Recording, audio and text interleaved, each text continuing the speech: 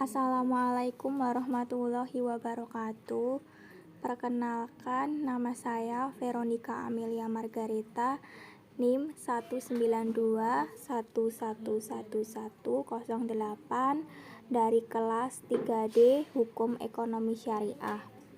Di sini saya akan menjelaskan tentang mata kuliah Filsafat Hukum Islam dengan tema Sejarah Hukum Islam dalam pandangan pakar hukum Islam. A. Konsepsi formal substansi hukum Islam. Konsep Islam adalah konsep-konsep yang berasal dari simbol hukum Islam, yaitu Al-Quran, Al-Hadis, dan ijtihad atau pemikiran para ulama. Inti pemikiran hukum Islam SKAT adalah bahwa hukum Islam dibatasi ruang dan waktu, yakni hukum Islam sebelum periode Umayyah dengan karakteristik hukumnya yang bersifat normatif sebagai hukum suci, dan pada akhir pemerintahan Umayyah yang bersifat teknis dan tataran hukum positif. Pembahasan hukum Islam tidak terlepas dari terminologi fikih dan syariah. Pada masa itu, kata fikih sinonim dengan kata syariah atau din. Diungkapkan oleh Juhaya S. Praja bahwa penggunaan istilah fikih pada awalnya mencangkup hukum-hukum agama secara keseluruhan. Dengan demikian, makna fikih memuat seluruh hukum yang diisyaratkan oleh agama Islam. Pengertian fikih tersebut masih dipergunakan sampai pertengahan abad kedua Hijriah. Istilah fikih kemudian mengalami pergeseran dan batasan sehingga terfokus pada masalah-masalah hukum saja. Sejak saat itulah berkembang istilah fikih menurut ahli usul dan ahli fuqaha. Pemikiran SKAT secara esensi tampaknya berbeda. SKAT memfokuskan hukum pada pengertian bahwa hukum sebagai kesatuan norma yang mengikat manusia. Dengan demikian, hukum Islam yang dimaksud oleh SKAT baik pada masa Nabi hingga masa Umayyah lebih mengacu pada praktik hukum yang timbul di masyarakat. Juhaya S. Praja berpandangan bahwa fikih tidak terlepas dari dua dimensi, yakni yang pertama ilahiyah, diyakini sebagai ajaran yang bersumber dari Yang Maha Suci, Maha Sempurna, dan Maha Benar. Yang kedua insaniyah, merupakan upaya manusia secara sungguh-sungguh untuk memahami ajaran yang dinilai suci dengan melakukan dua pendekatan, yaitu pendekatan kebahasaan dan pendekatan maqasid. B. Konsepsi tentang sumber dan periodisasi hukum Islam.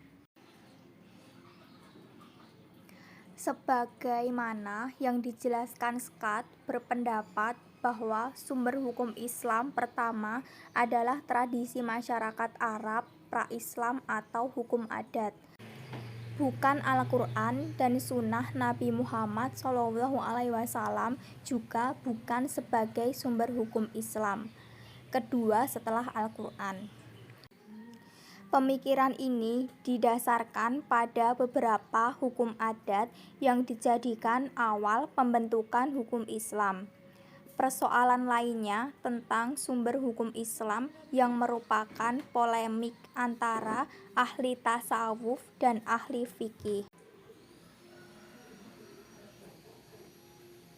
Pemikiran lain dari SKAT adalah bahwa Al-Quran tidak memberikan standar teknis tentang hukum, misalnya jual beli.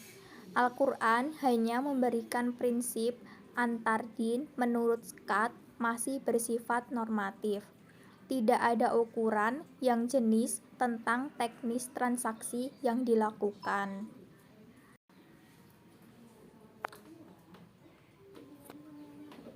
Lebih tegas lagi diungkapkan oleh Chaucerson bahwa Al-Quran bukanlah kumpulan hukum atau bahkan bukan hukum, melainkan sesuatu yang memiliki daya tarik bagi umat manusia untuk menaati hukum Tuhan yang sudah lebih dahulu diwahyukan atau mungkin dapat ditemukan, dan bahkan salah besar jika mengabaikan pengaruh Al-Quran dalam penciptaan sistem perundang-undangan Islam.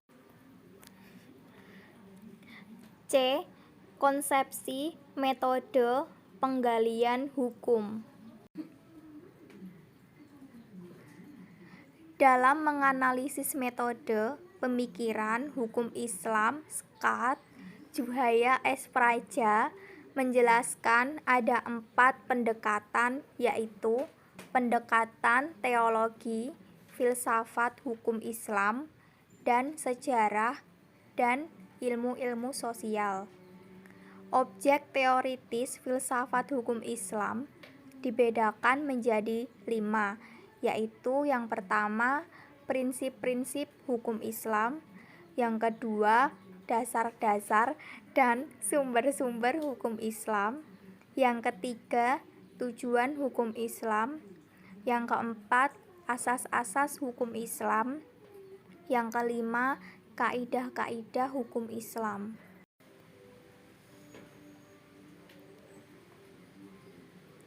Scott dalam memahami hukum Islam mempunyai 2 pendekatan, yaitu pendekatan sejarah dan pendekatan ilmu-ilmu sosial atau sosiologi hukum.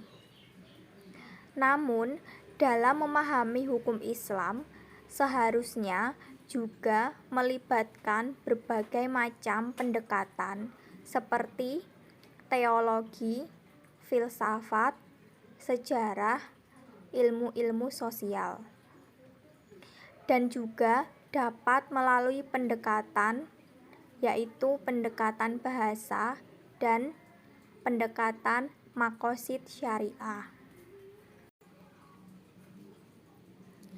Terima kasih atas perhatiannya.